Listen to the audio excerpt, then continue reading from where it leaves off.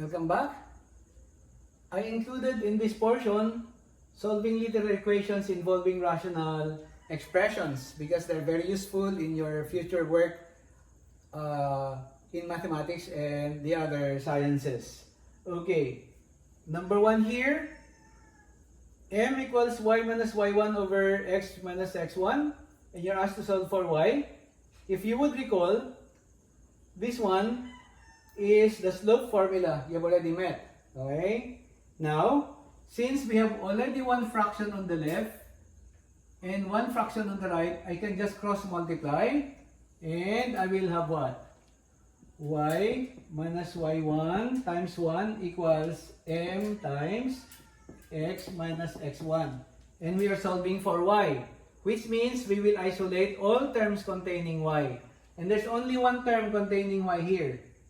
So, I will have here y equals what? y1 plus m times x minus x1.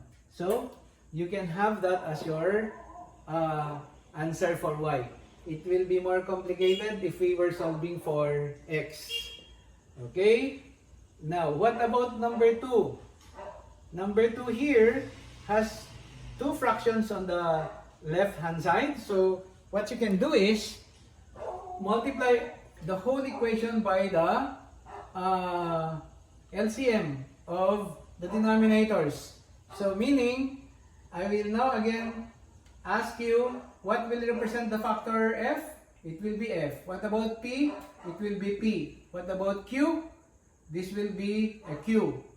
And we are solving for p, so we need to isolate all terms containing p. Okay, now, applying MPE there, I will have FPQ times 1 over f. F will cancel. PQ will be left to be multiplied with 1. So that will be PQ equals FPQ times 1 over P. P will cancel. We have an FQ. So we have an FQ. And then FPQ times 1 over Q. This cancels here. And I will get FP. What were we trying to solve? We are trying to solve for P. So there are two terms containing P. So we need to group this term and that term. So I can say PQ minus FP equals FQ. I will factor out P. I will get here Q minus F equals FQ. And P will give me what? FQ over Q minus F. Okay, that's it. Now, for number 3, there's only one fraction on the left, one fraction on the right. So, we can do cross multiplication immediately. Okay? So, cross multiplying, I will get here a times x plus y equals xy. I will isolate all terms containing x. So there are two terms containing x. So I will group them on one side of the equation. This becomes minus xy equals minus ay. Again, factoring out x, I will get here a minus y equals negative ay.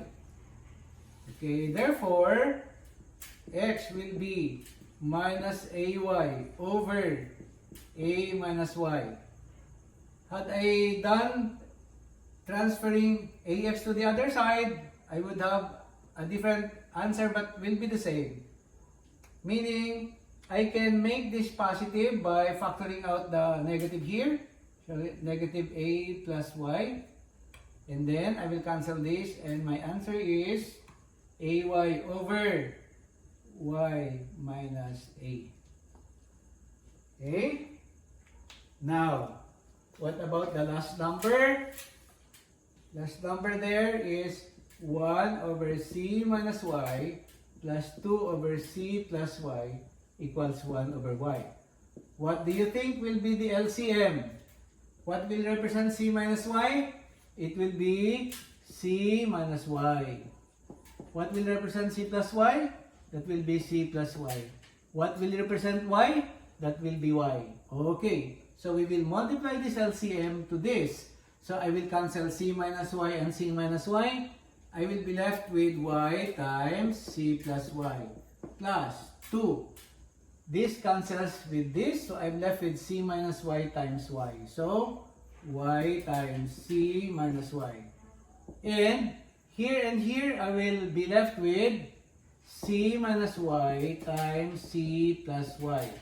We are solving for y, so we group all the terms containing y. Before we do that, I will multiply.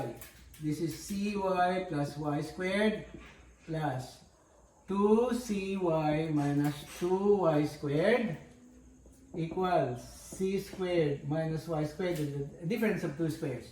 Let's have that again. Cy plus y squared, 2cy minus 2y squared. This is c squared minus y squared. This is quadratic in y. Okay, I will transfer minus y squared to the other side. It becomes plus 2y squared. So, in fact, the y squareds will be gone. And I'm only left with the linear y's. So I'll have here cy plus 2cy equals c squared. And I will factor out y. I will get c plus 2c equals c squared. And y equals c squared over 2c squared. Or y equals 1/2. Okay, did we have them correctly? cy and 2cy. This negative will come here. It will become plus 2y squared. This cancels with this. And that's c squared. And I can actually have this as 3cy. But I factor out y. c plus 2c equals c squared. Or y equals c squared over... Oops! c plus 2c. Why did I have that? The denominator here... this is actually what? 3c. Okay, that's 3c. So y will become c squared over 3c. And I will cancel that and I will have what? c over 3 as the answer. Okay?